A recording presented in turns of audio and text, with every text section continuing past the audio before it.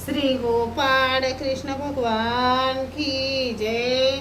लीळा number 135चा उर्वरित भाग। बाईसा म्हणाले तथा विनंती केली, बाबा द्यावे जी बापुड्याला सर्वज्ञांनी मान्य केले। मग बाईसांनी चरणोदक करून दिले। चरणोदकाने तांब्या भरला।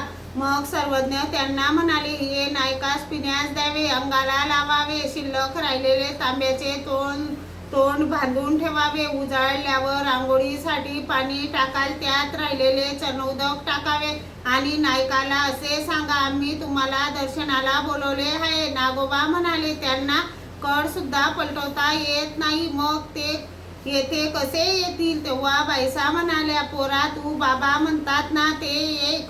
सर्वज्ञ म्हणाले, सांगितल्याप्रमाणे करा। मग ते निघाले। तेव्हा मागे रे नाईक ओरडायला लागले, नाग देव कुठे गेला?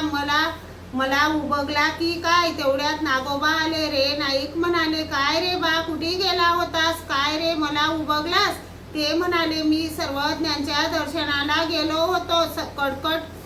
कटकट हाय रे तुझी, मला विचारून गेला असताना मी तुला चरणोदक आणायला सांगितले असते ना? नागोबा म्हणाले, ते मी आणले आहे, तर माझ्या तापाबद्दल विचारले का? नागोबा म्हणाले, हो मी विनविले, पण सर्वज्ञ असे म्हणाले, हे चरणोदक पिण्यास द्यावे, अंगाला लावावे, उरले ते तांब्याचे तोंड बंद करून ठेवावे, मग दुसऱ्या दिवशी आंघोळीसाठी पाणी टाकाल, त्यात हे उरलेले चरणोदक टाकावे, तसेच नायकाला म्हणावे दर्शनाला यावे। मग तू सांगितले नाही का की मला कड सुद्धा पलटवता येत नाही म्हणून? मी सांगितले, पण सर्वज्ञ म्हणाले की आम्ही सांगतो तेवढे करा।